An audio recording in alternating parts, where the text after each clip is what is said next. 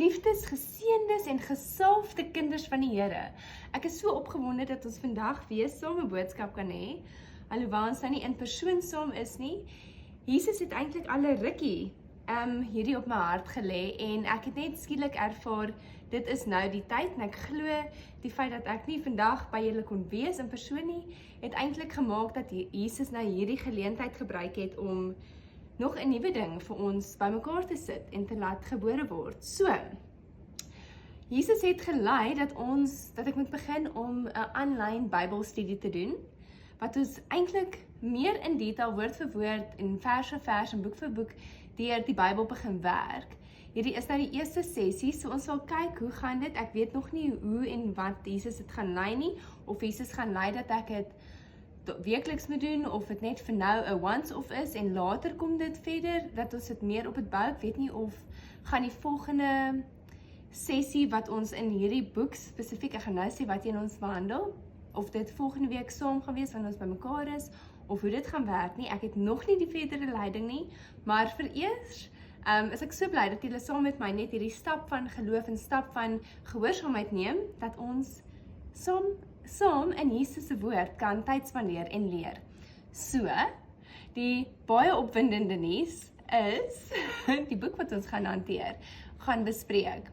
Jesus het gelei, ons moet begin met die boek van Openbaring. So dit is 'n groot boek. Ek is opgewonde om dit met julle te deel. Dit maak absoluut my hart vinnig klop. Ek het 'n passie vir Openbaring en eindtydse profesieë. En Jesus druk dit net so op my hart die laaste maand, 2 maande, dat dit so belangrik is vir die kinders van die Here om te weet wat in Openbaring staan en wat kom en wat se tye en tekens ons voor moet uitkyk, want dit is so ons lewe in die eindtyd. Nou, op daai noot, die eindtyd strek al, of die era van die eindtyd strek al van die tyd dat Jesus gekruisig is en opgevaar het hemel toe. So vandat Jesus nie meer hier is basies die eindtyd. Maar die feit dat Jesus weer terugkom, bly 'n feit, dit bly staan en ons almal sien uit na Jesus se wederkoms, maar ons vind onsself op die oomblik in 'n era of 'n tyd of 'n deel van die dispensasie van tyd wat baie naby aan die einde van die eindtyd is. So, as ek dit so vir julle kan illustreer, as ons dit so maak en ons sê hierdie hele lyntjie verteenwoordig die eindtye. So, dis die eindtyd. Nou, toe Jesus opgevaar het na die hemel toe, was dit hierso, né?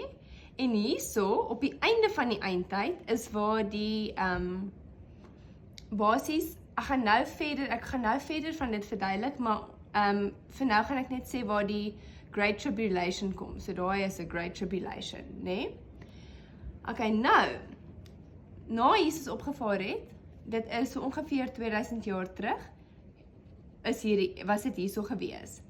Ons vind onsself nou, van hier tot hier, was daar klomp profesieë wat moes plaasvind, voor die eindtyd, voor hierdie Great Tribulation kom, voor die einde van die eindtyd. Hier's dinge wat hierna weer gaan gebeur, maar ja, nou wil ek net gou vir julle verduidelik. Baie van die profesieë wat moes plaasvind in hierdie tydperk, het alreeds plaasgevind. So, ons is nou, dis kom ek sê ons lewe op 'n baie opwindende tyd, want ons lewe nou in die einddeel, die laaste deeltjie van hierdie eindtye, wat vir ons wys dat enige oomblik, basies, al die profesieë is reeds vervul, wat moet vervul word. En soos ons deur Openbaring werk, gaan ons kyk na die verskillende profesieë, maar almal wat moet vervul word, is reeds basies vervul.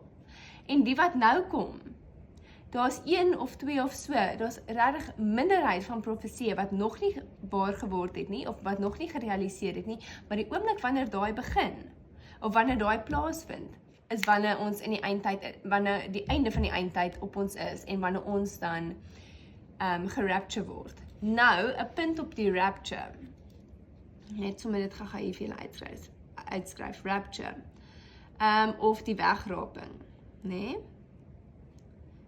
Ek vra om verskoning as my spelling verkeerd is in Afrikaans, maar anyway, okay, so, voel asseblief vry om my te correct of te dat ek weet in toekoms om dit reg te spel. Nou die rapture, jy sal nie die woord rapture soos hy daar staan in die Bybel vind nie. Maar die Griekse woord waarvan ons die Engelse woord rapture kry, is in die Bybel geskryf, en daar word baie op verskillende plekke in die woord verwys na die rapture toe, of die wegraping. Maar wanneer ons daar kom, sal ons meer daaroor praat. Ek wil net dit gou vir julle, vandag se studie van Openbaring is basies net 'n bietjie van 'n inleiding, net dat ons kan begin, dat dit nie te oorweldigend is nie, want baie mense is bang vir die boek van Openbaring, en daar's baie dominees en pastore en goed wat eintlik nie eers Openbaring hanteer nie, of met hulle gemeente bespreek nie, omdat dit so 'n kontroversiële boek is, of omdat dit eintlik meer net so, dis 'n simboliese boek, daar's baie simboliek, en dit maak mense bang, want dit is dalk bietjie anders of moeilik om te verstaan, maar eintlik, as ons dit doen met die leiding van die Heilige Gees, is dit eintlik nie so moeilik om te verstaan nie, en dis eintlik 'n exciting boek vir ons as kinders van die Here, want ons hoef nie te bekommer oor wat kom nie, oor die moeilike tye nie, ons weet ons is veilig in Jesus. So, ons gaan nou verder daarna kyk, en dis hoekom ek so mal is oor die boek van Openbaring, maar, oor die rapture, daar is 3 teorieë of schools of thought, maniere van dink oor die rapture. Die een is pre-tribulation rapture. Hulle noem dit in kort pre-trib. Nou, vir die wat nie weet nie, die tribulation, dit is, ek gaan dit sommer hier ook skryf, ook bekend as the Great Tribulation, of die groot verdrukking. Groot verdrukking. Nou, dit is 'n tyd wat kom, en dit word beskryf as 'n tydperk van 7 jaar. Ons sal verder, soos wat ons gaan, meer tyd daarin spandeer. Die tyd kan simbolies of letterlik gevat word, maar die punt is, dit is 7 jaar, en vir my maak dit sin dat dit eintlik fisiese 7 jaar is, maar ons sal later kom by dit, en ons kan dit later bespreek, soos ek sê, maar net so dat julle weet, die tribulation, Great Tribulation, en dit word beskryf as dat dit vir 7 jaar gaan duur. Dit is 'n tyd van baie erge verdrukking, dit gaan regtig baie erg gaan op die aarde, so erg soos wat die aarde nog nooit gesien het nie, en verder aan in die woord sê Jesus, geen vlees sou dit kon oorleef as Jesus nie daai tyd van verdrukking korter gemaak het nie. Nou, net om weer terug te kom by die rapture, die een manier van dink, of die een teorie of skool van dink, is dat dit pre-tribulation rapture is. Die ander een is mid-tribulation, en die ander een is post-tribulation. Mid-tribulation beteken, ons begin nie, pre-tribulation beteken, dat die kerk, dit is die kerk wat weggeraap word, slegs net die kinders van Jesus, die kinders wat in Jesus glo, wat weggeraap word. As jy nie 'n ware kind van Jesus is nie, gaan jy nie weggeraap word nie. Nou, die wegraping, dis die 3 tye wat mense vermoed dit kan gebeur. Pre-tribulation is voor die moeilike tye, voor die groot verdrukking. Mid-tribulation is in die middel van, dit is 3,5 jaar in, want 3,5 is presies die helfte van 7. Maar 3,5 jaar in die tribulation in, is die ander idee wanneer mens ekskuus ek het hier so verkeerd gespas net, wanneer die wegraping kan plaasvind, of die laaste manier van dink is post-tribulation, dis na die 7 jaar. Wanneer 'n mens Openbaring bestudeer, sal 'n mens sien daar is verskillende leraars, met verskillende opinies, verskillende teorieë, en dit val basies in een van die 3 in. Ek gaan probeer om so ver as moontlik nie julle te beïnvloed nie en net die inligting aan julle oor te dra, soos hoe die Here dit vir my gegee het en vir my openbaar het. Maar ek moet van die begin af net dit duidelik maak vir julle dat my mening, ek is van mening dat dit 'n pre-tribulation rapture sal wees, want dit beteken, in kort beteken dit dat die kerk weggeraap sal word, uit die aarde gehaal sal word en na Jesus toe sal gaan voordat die groot verdrukking kom. En vir my maak dit net sin vir die prentjie van Jesus, vir hoe ek Jesus ken, want Jesus wil nie hê dat sy bruid moet, hoe ek het verstaan, moet deur al hierdie verskriklike torture en torment gaan, want hy wil 'n spotless bruid hê. So ek is van mening dat ons voor die tribulation weggeraap sal word en dat dit dan, wanneer ons hier uitgehaal word, is dit dan die begin van die tribulation. 'n Verdere rede hoekom ek so dink is want die Heilige Gees is heiliglik in die kerk. En die Heilige Gees wat deur die kerk werk, dis nou die kinders van die Here, is geken as the restrainer, menende hy hou die antichrist weg. So ja, daar is reeds 'n gees van antichrist teenwoordig, maar hy kan nog nie ten volle chaos veroorsaak soos wat hy wil nie, want die Heilige Gees is steeds hier en hy werk deur die kinders van die Here. Maar daar kom 'n tyd wanneer die kerk weggeraap word, dan is die Heilige Gees ook nie meer teenwoordig soos wat hy nou is op die aarde nie.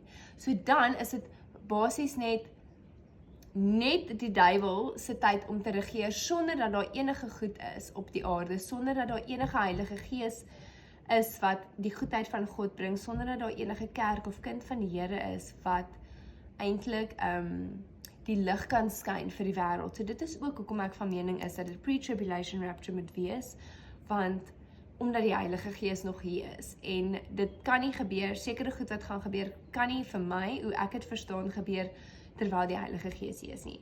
Maar ek wil julle werklik nie beïnvloed met dit nie. As julle van 'n ander mening is, sal ek graag praat asseblief met my, of as jy voel jy wil nie na die studie luister nie, is dit ook heeltemal reg. Maar dit is hoe die Here dit aan my openbaar het en vir my verduidelik het, en wat ek mee vrede het, so ek wil net gou daai bespreek het met julle. Eerste, as ons begin lees, dan sien ons dit sê, die openbaring van Johannes. Nou, hoekom dit so geskryf het, is want, eerstens, Johannes, dit is die disipel vir wie Jesus so lief is, het openbaring geskryf. Maar, hierdie was die hele openbaring, wat ons gaan lees, is basies 'n visioen en 'n ervaring in die gees, wat aan Johannes gegee is. En Johannes moes toe alles in detail skryf, en dit is hoekom daar so baie simboliek is in die boek van Openbaring, want hoe beskryf 'n mens God? En enige ervaring, 'n diepe ervaring van God en hemelse dinge met menslike terme, mens kan net nie. So dit is hoekom Johannes so baie simboliek gebruik het, dwars deur Openbaring. Jy sal ook sien die tydlyn waarin Openbaring geskryf is nie stiptelik, dis nie begin dan volgende aan die einde ding nie, dit is nie lineêr nie, dit is meer soos 'n sirkel, die tydlyn geskryf is, en dit is baie tipies van Joodse praktyk, of net die Joodse kultuur, hoe hulle in daai tyd geskryf het en gedink het en stories oor vertel het. So, soos wat ons deur Openbaring werk, sal ek probeer om vir julle die tydlyn te identifiseer, of om vir julle te sê, okay, onthou julle toe ons hier gelees het, dit pas nou weer daarin en die pas daarin. So ons sal al die stukkies so by mekaar sit deur die hulp van die Heilige Gees. Nou, wanneer ons hier gaan begin lees in vers 1, gaan ons sien dat eintlik is die titel wat sê die openbaring van Johannes nie 100% akkuraat nie, want alhoewel dit 'n openbaring is wat gegee is aan Johannes, is dit eintlik en eerstens, first and foremost, it is a revelation of Jesus. Dit is Jesus se openbaring. Okay, maar kom ons lees verder. So, kom ons begin net lees. Dit sê, die openbaring, hierso sê dit vir ons van Jesus, wat God hom gegee het, om aan sy diensknegte te toon, wat gou moet gebeur. So ons gaan daai ook sommer merk. En wat hy, dis nou Jesus, deur die sending van sy engel aan sy diensknegt Johannes te kenne gegee het.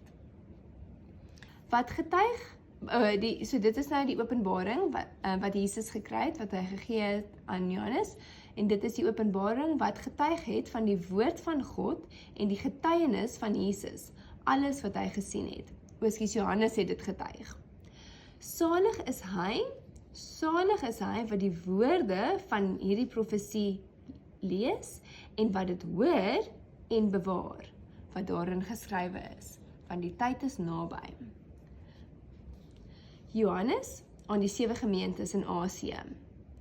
Ok, ek gaan eintlik, voor ek die hele hoofstuk lees, ek dink ons gaan dit eerder stukkie vir stukkie vat, want net omdat Openbaring so 'n diep boek is, wil ek nie hê ons moet oorweldig voel nie, veral in die begin met die eerste studie. Maar voor ons verder gaan, kom ons sluit net eers ons oë en ons bid net eers en vra vir die Heilige Gees om ons te help met die studie. O, dankie Abba Vader, dankie vir die voorreg dat ons vandag by mekaar kan kom en 'n studie kan doen. Al is ons nie in persoon by mekaar nie, dankie dat in die geesrealm is daar absoluut geen afstand nie. Heilige Gees, ek vra dat U saam met ons deur die woorde, deur die blaaie van U boek, van U heilige woord sal stap. Kom openbaar vir ons, Heilige Gees, wat ons moet weet, wat ons nie self kan verstaan of weet nie. Help ons om die prentjie by mekaar te sit. Help ons om die verskillende stukkies en deeltjies van die puzzle te kan uitken en by mekaar sit, om die hele volle prentjie te sien en beter te verstaan. Abba Vader, ek vra dat U ons gedagtes net gevangene sal neem, dat ons kan fokus op wat U vir ons het vandag. Mag die studie vandag vrug dra, wat glorie bring aan U, en wat elke mens wat daarna luister, sal verryk en sal versterk in hulle verhouding met U. Jesus, maak 'n hongerte vir U woord oop in ons, en help ons om 'n passie te kan hê vir U woord en vir wat kom, en om uit te kyk vir die tekens wat U vir ons wys. Dankie dat U self met ons gaan kom praat, in Jesus almagtige naam. Dankie vir U vrede wat oor ons spoel. Amen. Soos ek gaan ek merkies maak, en ek gaan kleur gebruik. Ek dink dit gaan die beste wees. Ek gaan eintlik eers, kom ek gebruik eers die pink. Ek hou van kleur, dit maak dit net vir my makliker. So die Openbaring, en dit is van Jesus Christus. So dit is belangrik. En dan sien ons hierso, God, gaan ek 'n ander kleur vat of nie? Ja, ek gaan. Wat God aan hom gegee het. So aan wie? Aan Jesus.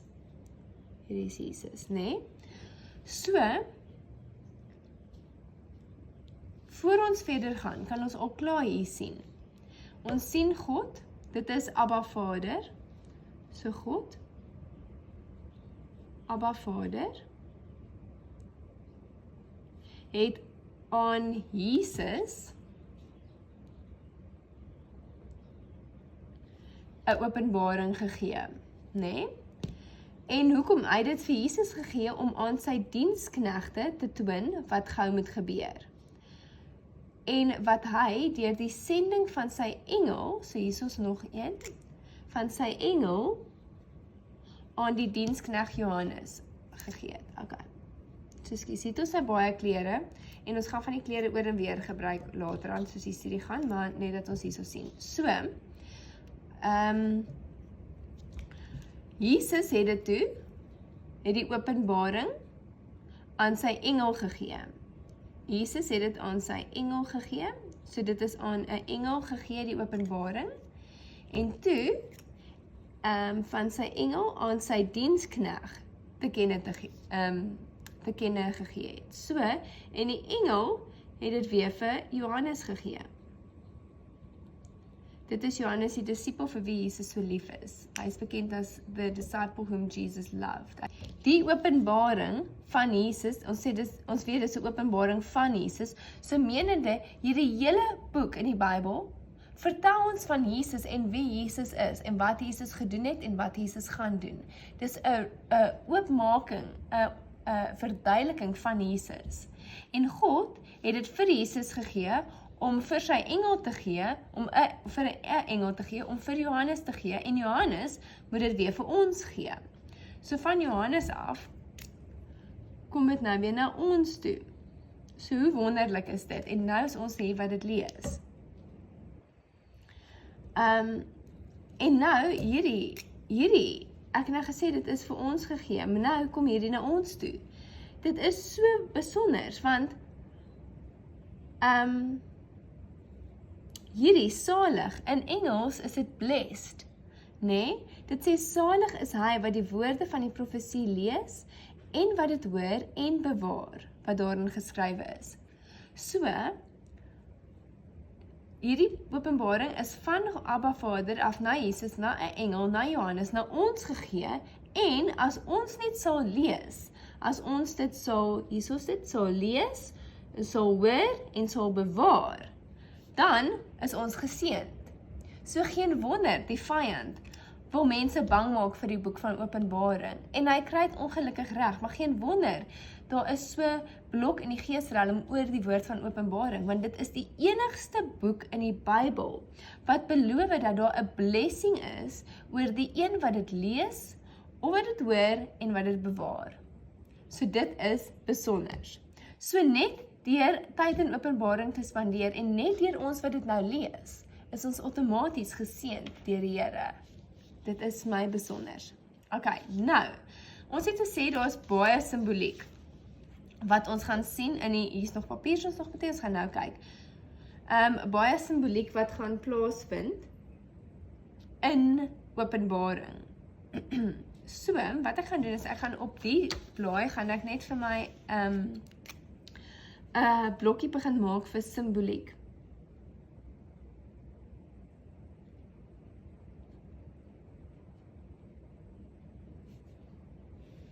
Ok, so dis die simboliek, dit gaan ek hierso skryf. Al die simbole, al die symbolisme, die prentjies wat gebruik word om ander dinge te beskryf vir ons.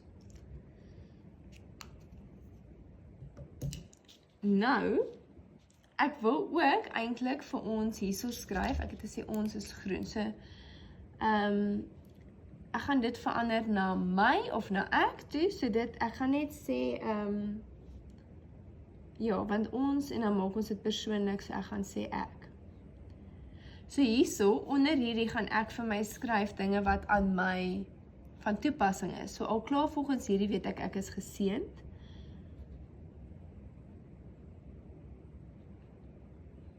Ek is geseënd, want ek lees dit en ek hoor dit en verseker gaan ek bewaar wat ek hier uitleer.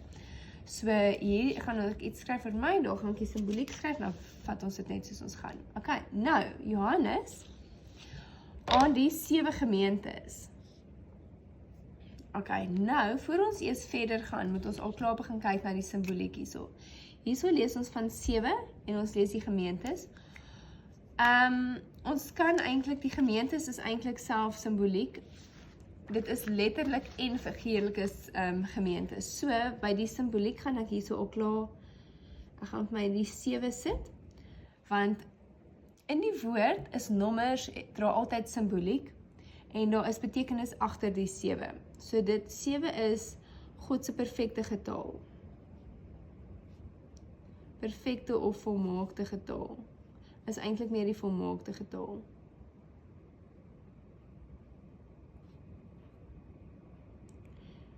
Dit is ook hoekom die skepingsverhaal, dit het in 7 dae plaasgevind. 6 dae het Jesus gewerk. Die 6 is die nommer van mens, want dit is op die 6de dag wat mens gemaak is.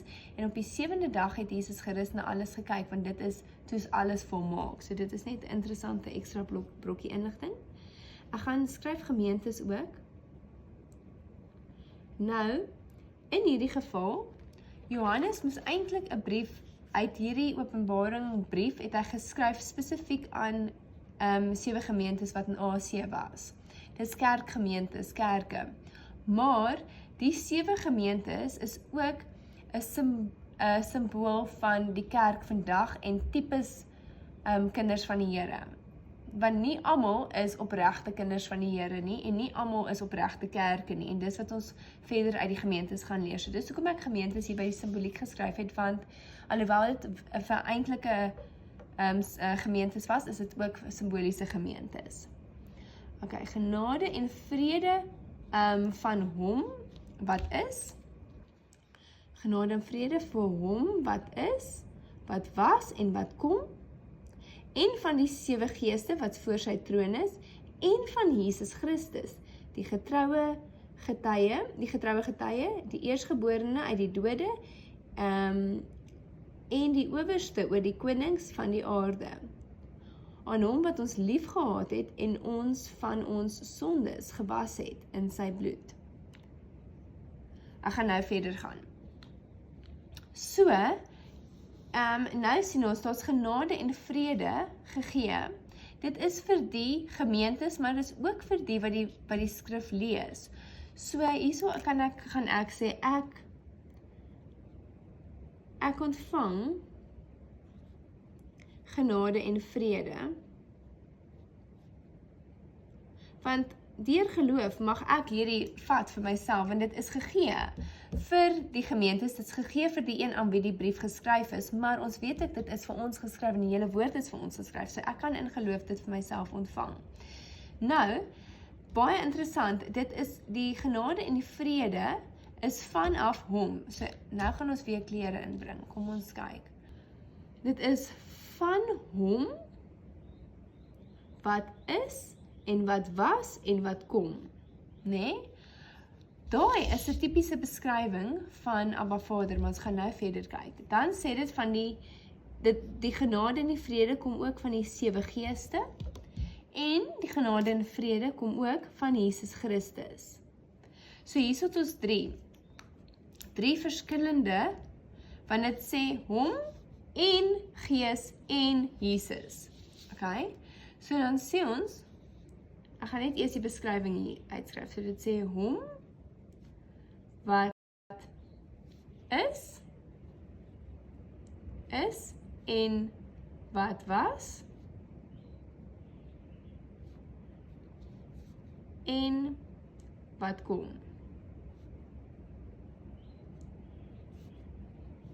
The one who is and was and is to come. Hierdie praat van ewigheid. Ek gaan dit sommer daarby skryf. Nee? Okay, ons gaan nou verder gaan oor dit, dat ek nou nie te veel uitbrei nie, want ons wil vandag nie te diep in elke ding ingaan nie, want ek wil nie julle oorweldig nie. Dan praat dit van die 7 geeste. 7 geeste, geeste wat voor die troon is. En dan sê dit is ook van Jesus af. Van Jesus Christus. Okay. So, ek weet nie of julle dit al kan sien nie, maar hierdie is vir ons 'n prentjie van die 3 enige God. As ons hom so maak, 3 enige God, the Holy Trinity, ons almagtige heilige God. Hom wat is, of hy wat is, wat was en wat kom, dit praat van Abba Vader, want in hierdie konteks praat dit van al 3 persoonlikhede van God.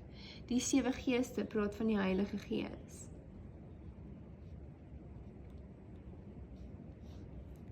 En Jesus Christus praat natuurlik van Jesus die Seun van God. Nou, ek wil nie julle moet skrik nie, daar's niks om oor te skrik of niks weird nie, aangaande die 7 geeste. Onthou 7, waar is ons symboliek? Hierso 7 is die volmaakte getal. Menende, dit is die volheid van God in Gees.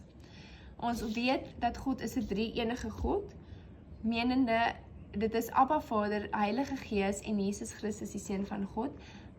3 persoonlikhede van God, maar almal is volmaak en volledig God. Die Heilige Gees is net soveel God soos wat Abba Vader is, en Jesus Christus is net soveel God soos wat Abba Vader of wat die Heilige Gees is. Dit sê in Kolossense, it pleased God that in him, in Jesus, all the fullness of the Godhead should dwell bodily. Nee? Jesus is totaal en al God. Hy is volmaak God, hy is die volheid van God, die Heilige Gees is heeltemal in totaal God, en Abba is heeltemal God. En saam is hulle ook heeltemal God as eenheid. Hulle kan nie geskei word nie, hulle kan apart funksioneer, dis hoekom die Heilige Gees heiliglik in ons, in die kerk op die aarde kan funksioneer, maar, hulle kan nooit geskei word, jy kan nooit, byvoorbeeld net die Heilige Gees hê en nie vir Abba hê nie. Daar's altyd eenheid tussen die 3. Okay, so nou, so die 7 geeste praat van die volmaaktheid, dit is die volmaaktheid van die Heilige Gees en die werking van die Heilige Gees. as ook die volmaaktheid van God. Okay, so nou wat ek verder wil doen is ek gaan ook hierso vir my ergens 'n lysie begin maak van Jesus. Want Jesus speel so 'n kernrol in ons geloof.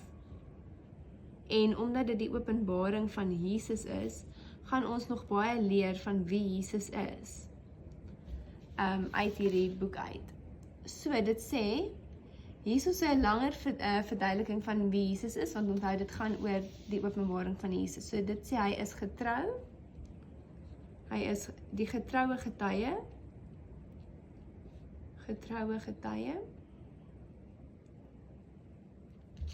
dit sê ook hy is die eersgeborene uit die dode,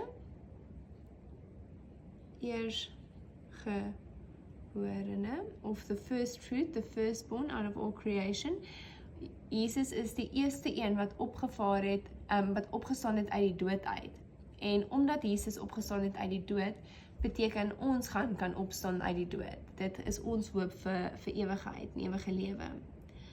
En hy is die owerste oor die konings. So ek gaan eintlik hierso skryf King of Kings. Dit is 'n titel van Jesus wat later voorkom, staan met 'n klein letter K wees. So hierdie is 'n groot letter K en daai is 'n klein letter K. Ekskuus my katjie kom doen saam Bybelstudie. Okay. Kom ons gaan aan. Hy het ons lief gehad en ons van ons sondes gewas. So Jesus het ons maar ons maak dit persoonlik, want dit is ons persoonlike Bybelstudie, gaan ek sê Jesus het my lief en het my skoon gewas.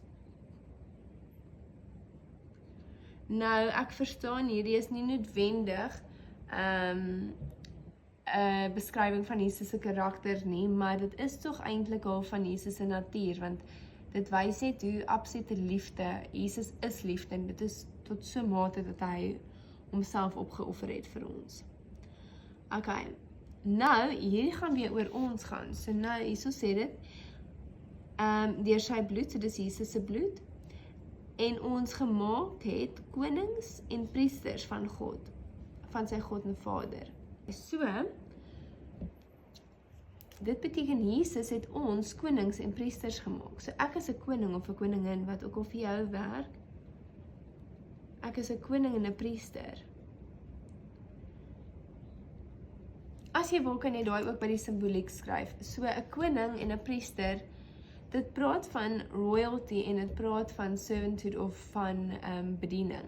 As 'n koning regeer, hy moet sy mense oppas en versorg, en 'n koning, hoe goed 'n koning is, word bepaal aan hoe goed dit gaan met sy mense en met sy terrein wat hy oorheers. Nou 'n koning in ons geval, ons is ook geroep om konings te wees. Ons moet heers oor die natuur, oor die skepping en oor ander mense, maar nie met die sin van dat ons hulle moet oppress of vir hulle sê wat om te doen of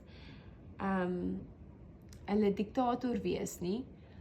Ons moet net eenvoudig hulle lei. 'n Goeie koning lei, is 'n leier. Dit praat van 'n leier, is 'n prentjie van 'n leier. Ons moet 'n voorbeeld wees vir ander mense en Jesus reg verteenwoordig in die wêreld. 'n Koning praat ook van om te in victory te lewe, in royalty te lewe, want onthou God is koning van al en ons is sy kinders. So ons dit is hoekom God wil hê dit moet goed gaan met ons.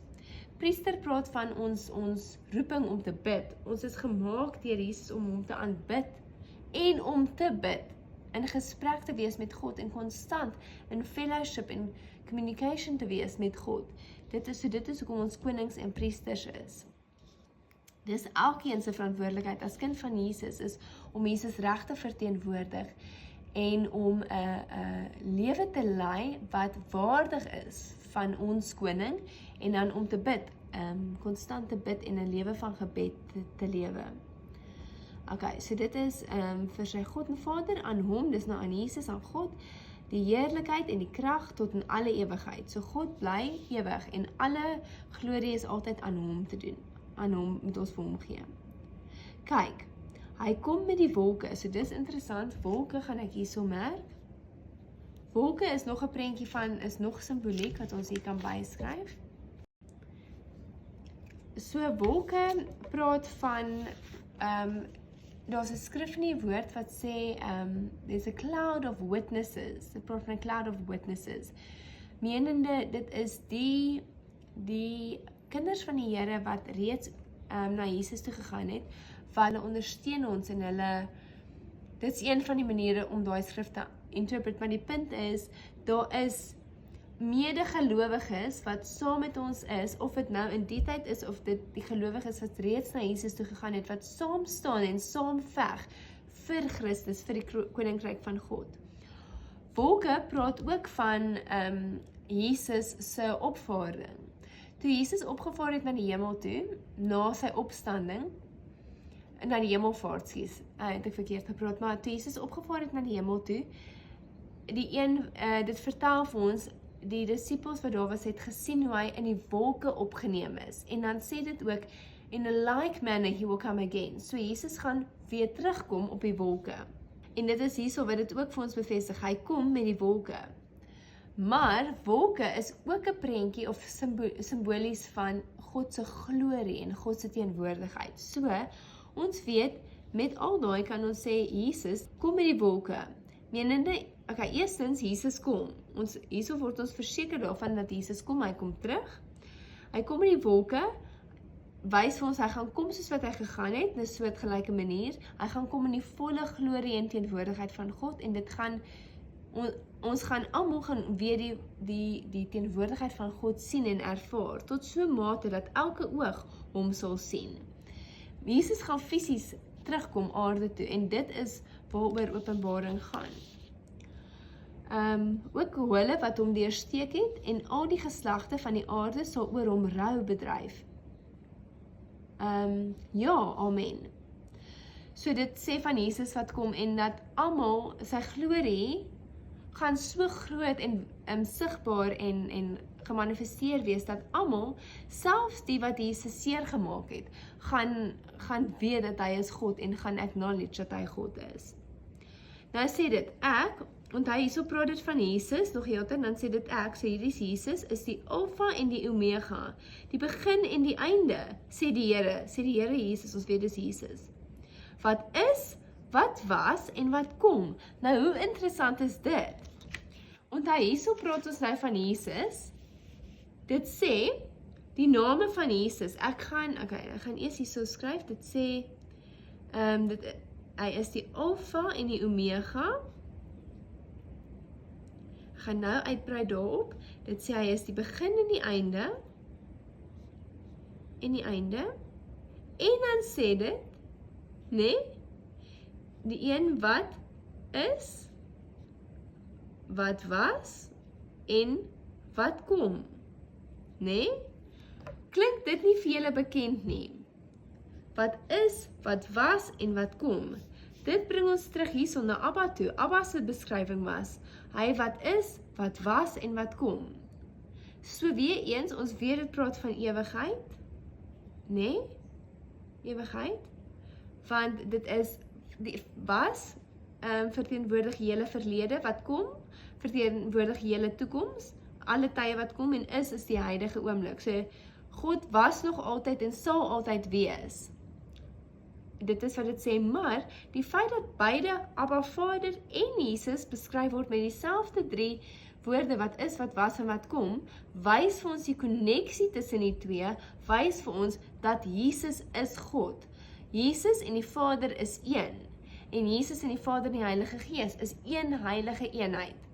So, dit sê vir ons, Jesus is God. So mens kan dit nie strei nie. Jesus is absoluut God en hy is gelyk aan Abba Vader, gelyk aan die Heilige Gees. Al 3 is gelyk en is een. Okay, almal is God. So dit is amazing. En dan sê dit ook, die Almagtige, dis 'n ander naam vir Jesus. Almagtige. Almagtige of Almagtige God. Ek gaan hierso vir my merk die name van God in 'n ander kleur, want dit is 'n ander studie wat 'n mens kan doen. Skus, ek moet hierdie eintlik net met 'n hoofletter maak. Want dis name van God. 'n Mens kan dit self ook as die naam van God, die almagtige God. So, dit is 'n wonderlike, eerstens as 'n mens die name van God leer ken, dan leer ons sy natuur en sy karakter beter ken, maar dis ook 'n wonderlike manier van worship, of van begin as jy bid, om net, hier het ons al klaar 4 name, ons sê, almagtige God, ons weet ook hy is koning van konings. Ag, hier is so baie wat ons al reeds weet, maar ons kan sê almagtige God, koning van konings, U is Alfa en die Omega, U is die begin en die einde. U is en was en sal nog altyd wees, die almagtige God, dankie vir wie U is. En alreeds is jy in 'n plek van worship en waar jou liefde vir Jesus net begin uitvloei. Op die begin op hierdie van Alfa en Omega. Dit is die Alfa is die eerste en Omega is die laaste letter van die Griekse alfabet. So, dit wil sê, dit is die gelykvormig vir ons aan, dat ek 'n ander kleurpen vat, skus, aan van A tot Z. Dis basies wat Alfa en Omega beteken. Daar is meer betekenis ook, as ek seker gaan nie daarin kan lees, maar in kort, 'n kort verduideliking is dat dit basies van die begin van die alfabet tot die einde van die alfabet, A tot Z en alles tussenin. Menende, God is alles. Alles, daar's niks wat nie God is nie, God is alles. Begin en einde, God was van die begin af en God sal tot aan die einde wees, daar is geen begin en geen einde aan hom nie, hy is alles, hy is nie gebonde aan tyd nie. Ok, so kom ons gaan aan. Ek Johannes, nou is dit Johannes wat skryf en hy praat nou uit sy eie perspektief af. Ek Johannes, julle broeder en deelgenoot in die verdrukking en in die koninkryk en lydsaamheid van Jesus Christus, wat op die eiland Patmos genoem word. So, Johannes was Patmos toe gestuur en hulle het hom probeer doodmaak, hulle kon hom nie doodmaak nie, en toe sy net gestuur Patmos toe om daar te gaan doodgaan, en dit is in sy tyd wat hy in Patmos was, wat Jesus vir hom hierdie openbaring gegee het. So, genoem word ter wille van die woord van God en van die getuienis van Jesus Christus. Ek was in die gees op die dag van die Here. So hierdie is altyd belangrik. So, dit is deel van 'n belangrike woord wat ons baie gaan teekom, of beskrywing wat ons gaan teekom. Die dag van die Here. Die Here. Ons sal verder bietjie meer tyd hier op spandeer. Nou hierdie, dit is iets wat ek voel om absoluut vir julle uit te wys.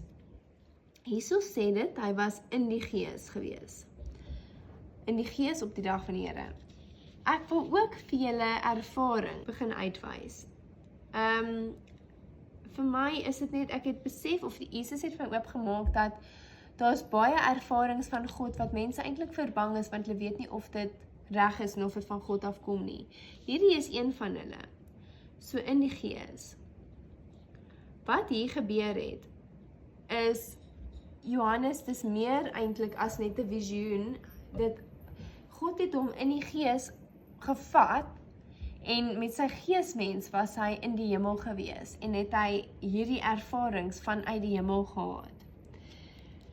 So dit is moontlik, dat God jou geesmens kan laat die hemel ervaar, terwyl jy nog hier op aarde is, en terwyl jy nog lewe. Dit is ook moontlik, dat jy ervarings diep in die geesrealm kan hê, wat terwyl jy nog hier in jou vlees is. Daar's allerhande sulke ervarings. Ek bedoel, net om te bid in tale is 'n deel van 'n geesteservaring. Visioene is 'n ervaring wat jy in die gees het. Hierdie was spesifiek, soos ek gesê het, wat hy eintlik opgevat is na die hemel toe. Hy was gerapture.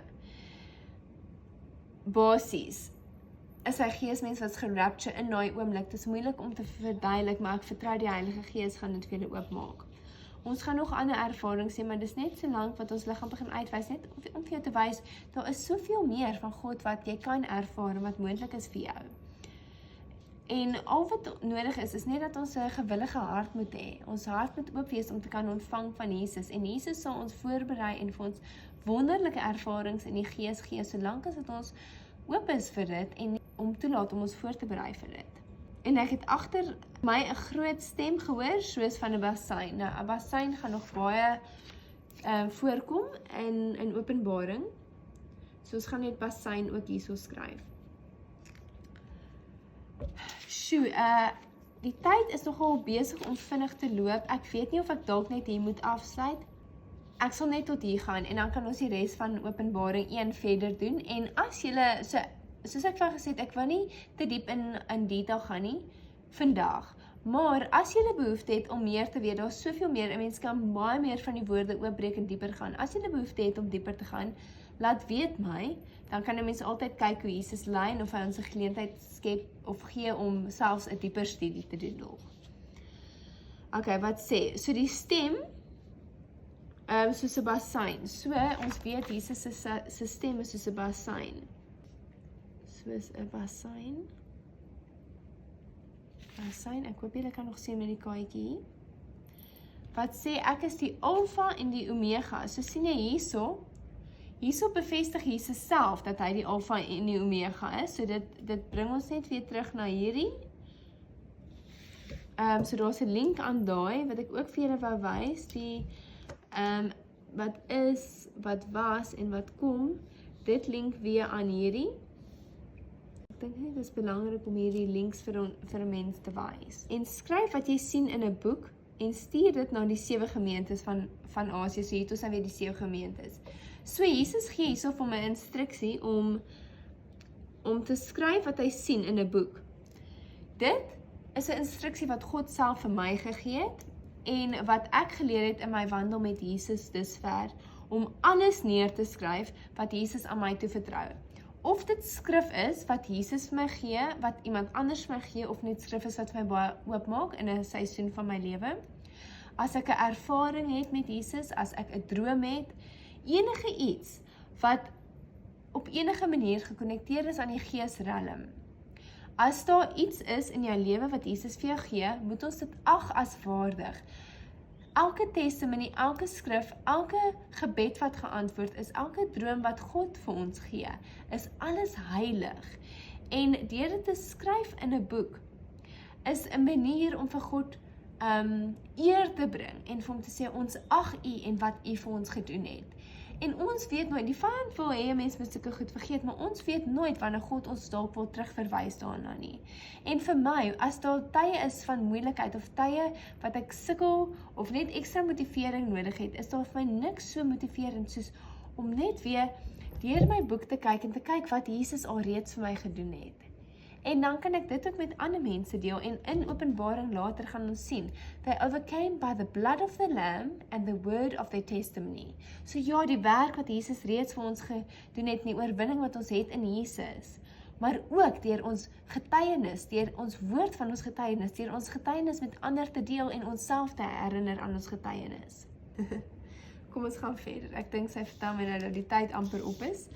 Maar ek wil net gou verder gaan, net hierso vir julle net die deel ten minste sê.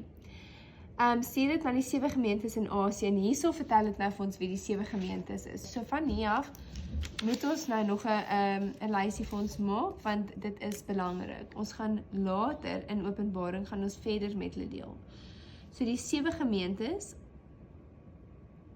weer eens God se volmaakte getal, die 7, is Efese, dit is Smyrna. Ek vertrou julle kan sien oor die kaartjie, ek glo sy is nie nou in die pad gewees nie. Smyrna, dit is Philadelphia, dis nie Philadelphia in Amerika nie. Ekskuus, ek sien verkeerde volgorde. Dit is Efese, dit is Smyrna, dit is Pergamus.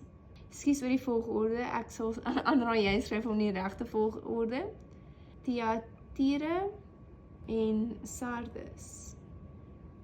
Dink ek nou almal 1 2 3 4 5 6 ek nie almal. En Laodicea. Ekskuus vir die volgorde, maar ek is ook mens. Niks is perfek nie. Maar ons kry ten minste die 7 gemeentes. Asseblief skryf jou nou eerder in die regte volgorde, want dan maak dit net makliker vir wanneer ons by die 7 gemeentes uitkom.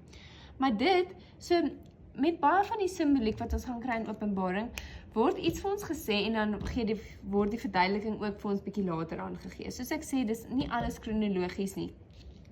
So dis nie spesifiek toe hulle die eerste keer praat van die 7 gemeentes, is al die 7 gemeentes nie vir ons gelys nie, maar bietjie later aan is dit.